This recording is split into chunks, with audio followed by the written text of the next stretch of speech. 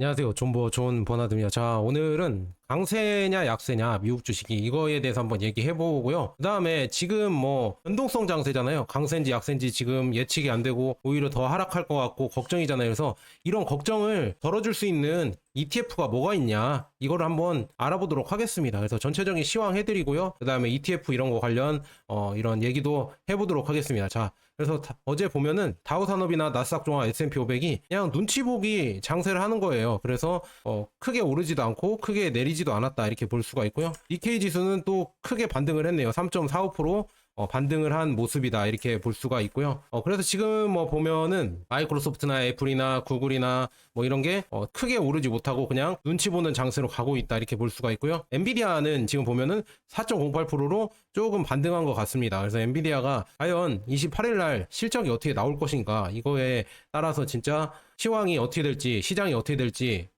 급등을 할지 급락을 할지 아마 결정이 될 것 같다 이렇게 보고 있고요. 그 다음에 S&P 500이나 다우 선물, 나스닥 선물 지금 보니까 이것도 또 눈치를 보는 것 같아요. 어디로 갈지 모르겠습니다. 강세장인지 약세장인지 기회인지 지금. 자, 그다음 우리가 조금 매수를 할 시점인지 아닌지 타이밍 볼 때 이거 많이 보잖아요. 공포와 탐욕 지수. 그런데 공포와 탐욕 지수 보니까 극도의 공포 상태입니다. 익스트림 피어라고 나와 있잖아요. 그래서 이럴 때 원래는 매수를 한다 이렇게 제가 매번 말씀을 드렸는데, 근데 지금은 제가 봤을 때는 좀 모르겠어요. 지금 시점이 주가도 지금 높은 시점 같고요. 그다음에 지금 상황도 눈치 보는 장세 같아서 일단은 조금 관망했으면 한다. 그래서 여러분들 굳이 지금 투자 안 하더라도 여러분들이 뭐 손해를 보는 건 아니니까, 설령 투자를 안 해서 올랐다고 해도 여러분들 돈을 잃은 건 아니잖아요. 그런데 투자를 했는데 만약에 돈을 잃어버리면은 폭락을 해버리면은 그때 다시 이렇게 어떻게 할 수가 없잖아요. 그래서 그냥 지켜보는 것도 여러분들 하나의 이 투자라고 볼 수가 있습니다. 물론 여러분들이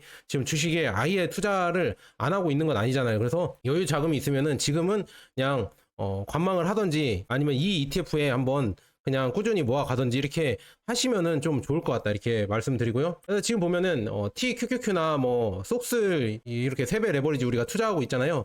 이 3배 레버리지는 지금은 조금 투자하기가 부담스럽다. 지금 뭐 가격으로만 봐도 제가 한번 차트를 보겠습니다. TQQQ나 아니면은 속슬 뭐 가격으로 보면은 투자할 만하지만 그래도 더 빠질 수도 있으니까, 물론 뭐 많이 빠졌다 이렇게 생각할 수도 있겠지만 여기에서 더 빠질 수도 있고, 혹시나 뭐 빠진다고 하면은 경기 침체가 와서 더 빠진다고 하면은 3배로 빠지니까 이거는 변동성이 더 크고 위험성이 더 올라간다. 그러니까 여러분들 이거는 조금 조심하셔야 된다. 매번 말씀드리지만 이게 막 질러서 투자하는 건 아니다. 그래서 이것도 천천히 그냥 분할로 들어가시고요. 그 다음에 지금 보면은 뭐 이제는 뭐 이게 기회다 이렇게 떨어졌다. 이게 제가 봤을 때 아까 차트 봤을 때 많이 떨어졌잖아요. 많이 떨어져서 서학개미들이 야 이거 기회네, 3배 레버리지고 속슬 이거 기회구나, 이제 투자해야겠다 이렇게 하시는 분들도 계시더라고요. 지금 보면은 8월 1일부터 7일까지 서학개미 순매수 상위 종목이 지금 SOXL 속슬이 1등이고요.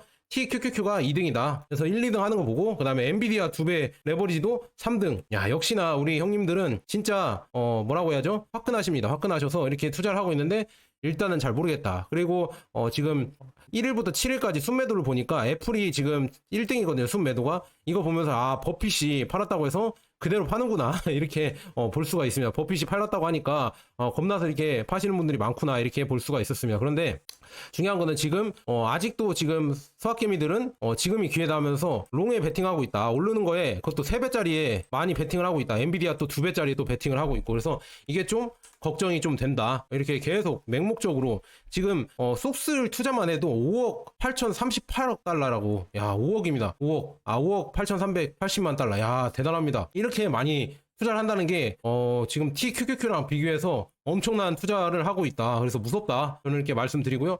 이렇게 질르면은 진짜 빠질 때도 또 돈을 많이 잃을 텐데 그게 조금은 걱정이 된다. 이렇게 말씀드립니다. 그래서 지금 워렌 버핏이 애플을 팔았잖아요. 애플을 팔고 현금을 늘렸잖아요. 그래서 이분이 지금 경기를 잘 보는 사람인데 경기 침체를 내다봤나 이런 예상까지 나오고 있는데 일단은 뭐 지켜봐야겠죠. 그래서 올 들어서 지금 애플 지분의 55.8%를 매각하고 현금 보유를 역대 최대로 하고 있다. 그래서 오마의 현인 워렌 버핏이 왜 애플의 지분을 절반 이상 줄이고 현금 보유액을 왜 기록적인 수준을 올렸을까, 이거에 대해서 이분은 말을 하지 않았지만 다른 사람이 해석할 때는 고용지표 악화와 경기 침체 우려가 확산되고 있는 만큼 이 버핏이 현금을 늘리는 거 아닌가, 더 싼 기회를 보기 위해서 현금을 늘리고 있는 게 아닌가 이렇게 볼 수가 있습니다. 그러니까 제가 굳이 투자를 안 해도 버핏도 보세요. 버핏도 이런 시기 때 투자를 안 하고 현금을 늘리잖아요. 그래서 여러분들 현금도 종목이라고 생각하시고요. 현금도 가지고 가시면은 이렇게 위기 때 지켜보면서 기회를 잡아서 들어갈 수가 있다. 그래서 버핏도 아마 그런 거를 노리고 있는 게 아닌가 저는 그렇게 조심스럽게 한번 예측을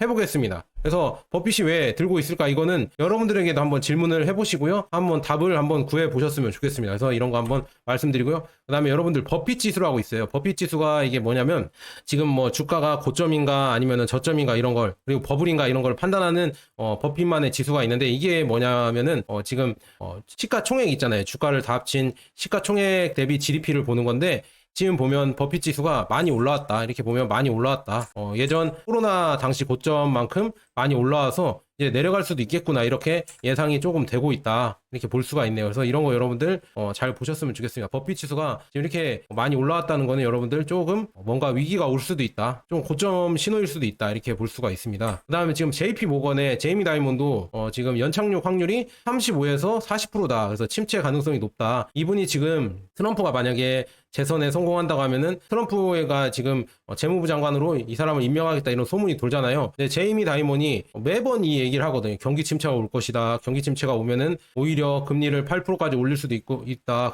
이런 얘기를 하고 있거든요. 그래서 이 사람이 그냥 마냥 헛소리만 하는 거는 아니라고 보거든요. 그래서 한번 이렇게 조금 생각을 해보면은 그래도 우리가 지금 모르고 있는 미국만의 이런 문제가 있을 수도 있겠구나. 그런데 제가 봤을 때도 뭐 유튜브나 아니면 미국 소식을 들을 때마다 드는 지금 심정은 미국 사람조차도 지금 보면 물가가 너무 높다고 합니다. 미국의 물가가 너무 높고 소득 대비 지금 이렇게 소비할 수 있는 이런 여력이 많이 생기지 않는다. 그러니까 스타벅스 실적이 안 좋은 거고요. 스벅 실적이 안 좋잖아요. 그 다음에 맥도날드에서도 $5 세트가 나오고 이런 거 보면서 왜 이런 게 나올까? 얘네들이 그리고 왜 실적이 안 좋을까? 그리고 뭐 월마트의 실적도 안 좋다고 하고 그래서 이런 소비주의 실적이 왜 안 좋을까? 경기 침체가 오는 거 아닌가 이런 조금 의심도 하고 있다 이렇게 볼 수가 있고요. 그 다음에 지금 보면은 미국의 그 채권 수익률 곡선인데 이 수익률 곡선이 764일 동안 역전되어 현재 역대 최장 기록을 세웠다고 합니다. 그래서 미국의 10년물, 2년물 국채 수익률 차이가 마이너스 0.04%로 플러스 전환될 조짐이 보이고 있습니다. 그래서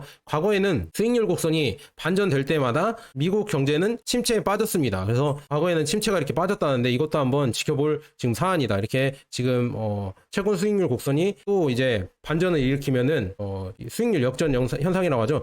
이게 또 일어난다고 하면은 경기 침체가 또 올 수 있다 이런 그래프가 있고요. 그다음 엔캐리도 이게 문제죠. 엔캐리가 지금 금융시장에 들어오면서 경계심이 여전하다. 지금 정부 소식통에 따르면 일본 의회에서요, 여러분들 8월 23일 날 특별 의회를 열어서 일본 은행의 금리 인상 결정을 논의할 예정이라고 합니다. 그래서 이게 만약에 또 이 금리 인상을 결정한다고 하면은 일본 은행은 7월 31일 에 15년 만에 가장 높은 수준이 0.25% 금리 인상을 했잖아요. 그 다음에 8월 5일 날 시장 혼란이 촉발이 됐고 그래서 23일 날 또 금리 인상을 결정을 하면은 또 이제 엔캐리 자금이 그만큼 또 청산이 될 수가 있다. 그러면은 시장이 빠지면서 또 변동성이 있을 수가 있거든요. 그래서 이거를 여러분들 잘 체크하셔라 이렇게 말씀드리고요. 그런데 지금 미국에서는 9월이 아니라 9월 달에 금리 인상 확률이 0.5% 있잖아요. 0.5%가 51% 확률이다. 그래서 0.5까지도 올릴 수가 있을 내릴 수가 있을 것이다. 죄송합니다. 금리 인하할 수가 있을 것이다. 이렇게 나오고 있거든요. 그래서 미국에서는 9월 달에 0.5%를 금리 인하하고 그다음에 일본은 금리 인상을 하면은 이 엔캐리 자금의 갭이 줄어들잖아요. 그러면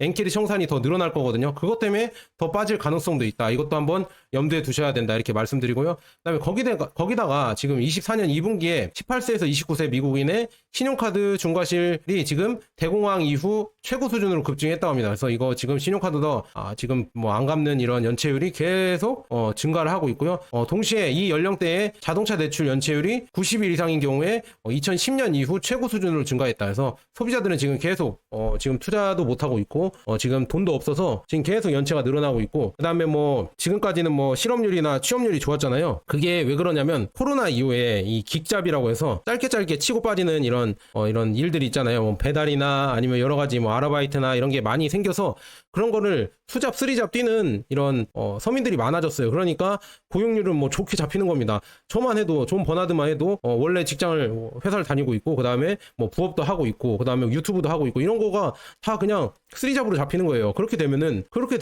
결국에는 세 개로 잡히니까 이 통계상으로는 그러면은 취업이 많이 된 걸로 나옵니다. 그런데 실제로 보면 그게 아니다. 이 사람들이 직장 하나로만 먹고 살 수가 없으니까 투잡, 쓰리잡을 뛰는 거고, 그런 것 때문에 지금 뭔가 생활이 팍팍해지면서 지금 뭐 일자리를 얻지 못하는 사람들은 연체만 계속 늘어나고 있다는 이런 상황일 수도 있다. 이거를 여러분들 심층적으로 보셔야 된다. 물론 뭐 이게 우리가 뭐 심층적으로 본다고 이걸 예측하는 건 아니겠지만 이런 얘기가 있고요. 그다음에 샴의 법칙이라고 해서 요즘 뭐 유명하잖아요. 그래서 샴룰이 뭐냐 보니까 미국이 경기 침체에 빠졌음을 알리는 지표라고 합니다. 이 샴 박사가 만드는 건데, 지금 보니까 실업률이 3개월 이동 평균이 지난 12개월의 최저치에 비해 0.5% 이상 상승하면 경기 침체를 의미한다고 합니다. 근데 지금이 0.53%라고 하거든요. 0.53%가 지금 상승을 했다고 하는데, 그러면은 경기 침체가 왔다고 하는데 이거 모르겠습니다. 이게 거의 대부분 맞았다는데 요 근래에서는. 그래서 이게 조금 걱정이 되고요. 그 다음에 미국 노동시장은 어떤가 이렇게 봤더니 취업률, 그러니까 7월 취업률은 고용 대비 3.4%로 떨어졌으며 이는 코로나 위기 이후 최저 수준이다. 그래서 21년 최고치인 4.6%보다 훨씬 낮고 팬데믹 이전의 평균 3.8%보다 낮습니다. 그래서 기업들이 채용을 중단하면 실업률은 더욱 증가할 것이다. 이렇게 나와 있습니다. 그래서 이것 때문에 경기 침체가 오고 있다. 월간 실업률 추이도 그렇고 비농업 부분 신규 고용 추이도 떨어지고 있죠. 그래서 많이 떨어지고 있어서 이 그래프가 이렇게 오르다가 떨어지고 있어서 걱정이 된다. 이렇게 말씀드리고요. 지금 보면은 미국의 실업률, 임금 상승률 보면 임금 상승률도 떨어지고 있고요. 실업률은 오르고 있어서 이게 더 문제가 되고요. 그 다음에 주요 기업들이 감원한다고 합니다. 그래서 주요 기업들이 어디냐? 인텔이 1만 5천 명, 전체 인력의 15% 감원한다고 나와 있고요. 파라마운트가 2천 명, 전체 인력의 15%, 그 다음에 스탈란티스가 미 영내 근로자 2,450명 감원 계획이 있고요. 그 다음에 테슬라는 상반기에 2만 명 감원을 완료했고, 그 다음에 시스코는 상반기에 4,250명을 감원을 완료했습니다. 그리고 하반기에 수천 명 추가 감원 추진을 할 거다. 이렇게 감원을 한다고 하면은 이 인텔, 파라마운트, 스탈란티스, 테슬라 이런 데가, 그리고 시스코 이런 데가 그래도 대기업이고 고임금 일자리인데, 이 고임금 일자리가 줄어든다고 하면은 결국에는 저임금 일자리도 많이 줄어들 거라는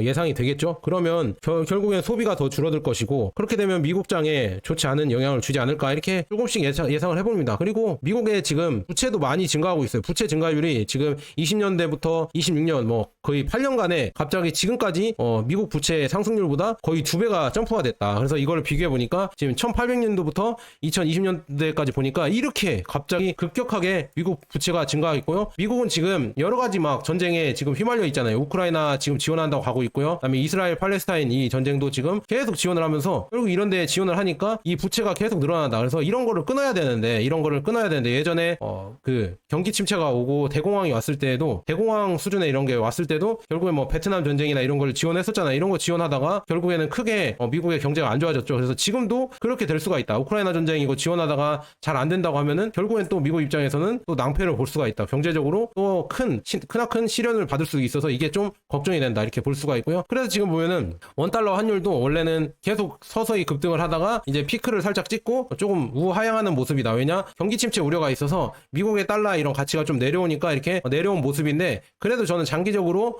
미국 원하는 미국 달러는 상승한다고 좀 보고 있습니다. 그냥 우리나라가 점점 발전성을 잃어가고 저출산이나 그리고 정치인들 정책만 봐도 결국에는 원화를 뿌려서 부동산을 유지시켜주고 원화 가치는 내려가게 하려고 하고 있습니다. 그래서 25만 원씩 뿌린다고 하고 있고요. 그래서 이런 거 보면서 결국에 우리나라 미래는 밝지 않다. 그러니까 여러분들 달러, 금, 그다음에 ETF, 미국 주식 ETF 뭐라는 말이 다 이런 이유에서 나온다. 이렇게 말씀드리고요. 네, 애플, 테슬라, 뭐 엔비디아, 마이크로소프트, 아마존, 빅테크 기업들이 이제는 어떻게 실적을 더 낼 것인가, 앞으로 좀 더 이제 AI 버블에 대한 의심을 넘어서 어떻게 이거 실적을 내면서 갈 수가 있을까. 그래서 엔비디아가 지금 AI 버블일까 진짜일까 이런 게 지금 의심이 되고 있거든요. 그래서 28일 뭐 실적을 기다린다고 하는데, 엔비디아 뭐 차트만 봐도 지금 많이 올라갔잖아요. 진짜 그냥 여러분들 직관적으로만 봐도 엔비디아 주가가 지금 여기 10달러에서 재작년 10달러에서 140달러까지 올라갔습니다. 이렇게 14배 가까이 오른 주식인데 여기서 좀 더 올라갈까. 그런데 좀 더 지금 제가 여러분들이 뭐 아니라고, 어떤 분들은 아니라고 이렇게 외면하지만, 이 닷컴 버블 때 시스코 시스템즈 제가 매번 만들었죠. 시스코가 이 엔비디아처럼 이런 부품주였거든요. 장비주였는데 그것도 20몇 배가 갔다가 액면 분할하고 폭락을 했었는데, 엔비디아도 지금 10몇 배가 가고 액면 분할했잖아요. 지금 여기에 액분했잖아요. 액분하면서 어떻게 될지 모르겠습니다. 폭락을 할지 오를지 모르겠는데, 중요한 건 28일 날 실적이 진짜 중요하겠다. 이렇게 볼 수가 있네요. 그래서 엔비디아는 저는 지금은 그래도 많이 올랐지 않나. 여기서 2배를 간다는 거는 지금 애플의 기업이 하나 더 생긴다는 거거든요.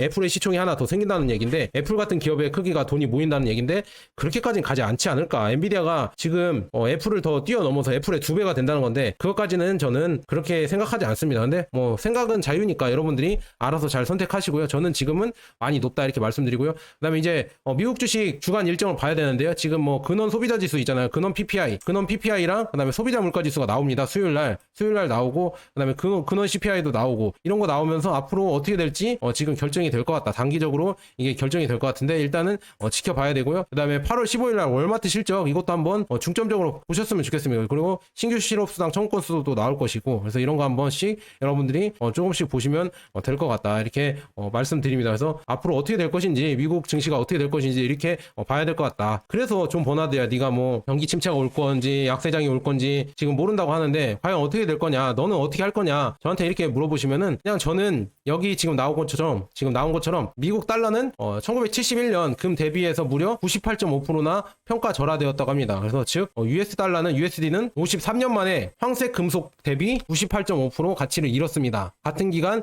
유로와 엔화도 90몇 프로 이렇게 하락을 했다. 그래서 금이 그래도 가치를 유지하고 있다. 그 다음에 중앙은행이 보유하고 있는 전 세계 국제준비금 중에 지금 금의 비중이 역사상 처음으로 유로화를 넘어섰다고 합니다. 그래서 현재 금은 지금 전 세계 매장량의 17.6%를 차지합니다. 그래서 지금 보면 세계 1위 있잖아요. 1위 48% 점유율을 하고 있는 거는 여전히 달러다 이렇게 나와 있으면서, 금이 과연 어떻게 될 것인가. 지금 금이 이제는 유로화를 이렇게 이겼다고 나와 있거든요. 그래서 저는 이런 위기 때는 금이 그래도 여러분들에게 안전하게 자산을 지켜주는 수단이 될 수 있지 않을까. 그리고 좀 시세 차익도 얻어줄 수 있는 수단이 되지 않을까. 저는 그렇게 조금씩 보고 있거든요. 그래서 지금 여러분들에게 괜찮은 상품이 뭐가 있냐 이렇게 물어보시면은 에이스 KARX 금 현물이 있거든요. 이것도 따로 제가 영상을 마련한다 하는데 못해드려서 죄송하고요. 그냥 일단 이거 소개해드리고요. 나중에 또 자세하게 한번 보도록 하겠습니다. 지금 대표 안전 자산인 금 현물에 투자를 하고 있고, 그다음에 금을 활용한 자산 배분 전략에 적합하다. 그래서 국내 유일한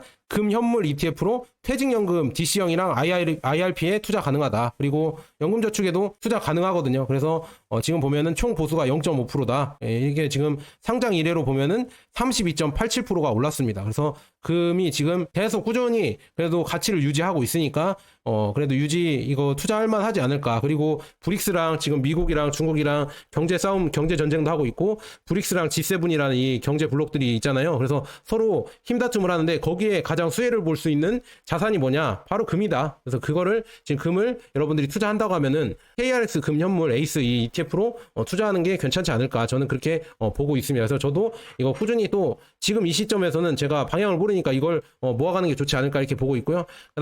그 다음에는 여전히 S&P죠. S&P를 왜 소개해 주냐면, 지금 이 MDD라고 해서 맥스 드로우 다운이거든요. 최대 하락폭인데 이 최대 하락폭을 왜 가져왔냐 저한테 물어보시면은 저는 이렇게 얘기해 드릴 수 있습니다. 개미 투자자들은 22년에요, 여러분들. 22년에 투자 포트폴리오에 평균 35% 이상을 손실을 입었는데 회복 기간이 1.5년에서 1.6년 걸렸다고 합니다. 그런데 S&P 500은 최대 하락폭이 25%였고, 그 다음에 평균 투자자보다 6개월 먼저 있잖아요. 6개월 먼저 원금 회복을 했다고 합니다. 손익분기점을 넘었다. 그래서 S&P 500이 그나마 안전하고, 그 다음에 장기로 봤을 때도요, 지금 보면은 10년 지금 평균을 내봤거든요. 2012년부터 21년까지 투자 평균을 봤는데 S&P 500이요 16.6% 올랐는데요. 투자자 평균은 8.7%였다. 투자자 평균은 8.7%였고요. 그 다음에 20년 평균을 가져왔거든요. 2002년부터 2021년까지 투자 평균을 보니까 S&P 500은 9.5% 연평균으로 올랐고요. 투자자 평균은 3.6%였다. 그러니까 S&P 500만 여러분들이 꾸준히 투자했어도 20년 동안 9.5%를 수익을 얻으실 수 있었다. 그래서 여러분들 흔들릴 때마다 그냥 S&P 500이나 아니면은 아까 에이스 KRX 금 현물 ETF 있잖아요. 그거를 꾸준히 모아 가시고요. 그 다음에 이제 어느 정도 이제 시장의 안정성을 잡고 또 더 상승할 것 같다. 이렇게 하면은 세배 레버리지를 꾸준히 분할 매수 하시든, 아니면은 나스닥 100이나 미국 테크탑10, 필라델피아 반도체 ETF 이런 거를 하시든 여러분들이 그때는 알아서 하셨으면 좋겠다. 이렇게 말씀드립니다. 자, 여기까지 이렇게 강세장이냐 약세장이냐 이렇게 비교해드리면서 좋은 ETF 한번 소개해드렸습니다. 자, 여기까지 존 버나드였습니다. 감사합니다.